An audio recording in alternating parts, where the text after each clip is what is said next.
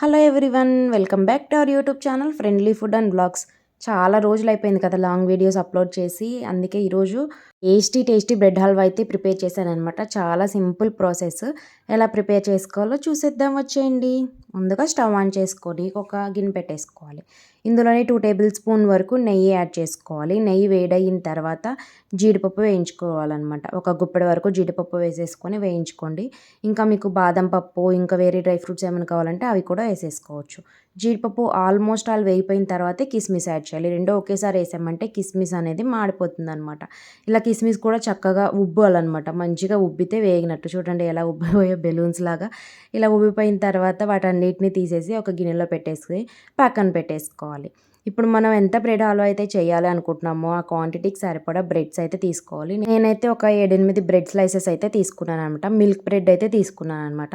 ఇంకా brown bread వాటితో కూడా ప్రిపేర్ చేసుకోవచ్చు. మీకు ఏ బ్రెడ్ అవైలబుల్గా ఉంటే ఆ బ్రెడ్తో చేసేసుకోవచ్చు. ఇలా బ్రెడ్కి సైడ్స్ ఉన్న బ్రౌన్ కలర్ మొత్తం తీసేసేయాలి.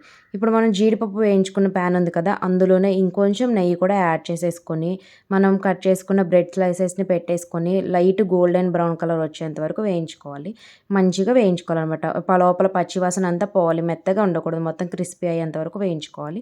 వేయించుకునేటప్పుడు మధ్య మధ్యలో నెయ్యి కానీ తక్కువైనట్లు అనిపిస్తే నెయ్యి కానీ, లేదంటే ఆయిల్, ఫ్లేవర్లెస్ ఆయిల్, స్మెల్ ఏం లేకుండా ఆయిల్ అనేది ఉంటుంది కదా, ఆయిల్ యాడ్ చేసుకొని ఇలా చక్కగా వేయించేసుకోవాలన్నమాట. మిగతా బ్రెడ్ మొత్తం కూడా ఇలా వేయించేసుకొని పక్కన పెట్టేసుకోండి. ఇప్పుడు అదే ప్యాన్లో ఒక 1/2 కప్ వరకు షుగర్ కూడా యాడ్ చేసుకోవాలి.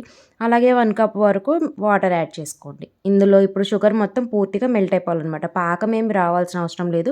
జస్ట్ షుగర్ మెల్ట్ అయితే సరిపోతుంది. షుగర్ మొత్తం మెల్ట్ అయిపోయిన తర్వాత మనం వేయించుకున్న బ్రెడ్ ముక్కలు ఉన్నాయి కదా, ఆ బ్రెడ్ ముక్కల్ని వేసుకోవాలి. అలాగే ఒక 2 యాలకులని చక్కగా మెత్తగా దంచేసుకొని వేసుకోండి. స్మెల్ బాగుంటుంది యాలకులు వేసుకున్నామంటే. ఇలా ఒక 2 మినిట్స్ వరకు నాననివ్వాలి. 2 మినిట్స్ అయిన తర్వాత ఇందులో ఒక 2 కప్పుల వరకు పాలు అనేది యాడ్ చేసుకోవాలి. పాలైనా యాడ్ చేసుకోవచ్చు, లేకపోతే షుగర్ ఏమీ యాడ్ చేయకుండా పచ్చికోవా ఉంటుంది కదా, అదైనా యాడ్ చేసుకోవచ్చు. పచ్చికోవా అందరికీ అవైలబుల్గా ఉండదు కాబట్టి, పాలు అయితే అందరికీ దొరుకుతాయి కాబట్టి పాలు యాడ్ చేసుకుంటే సరిపోతుంది.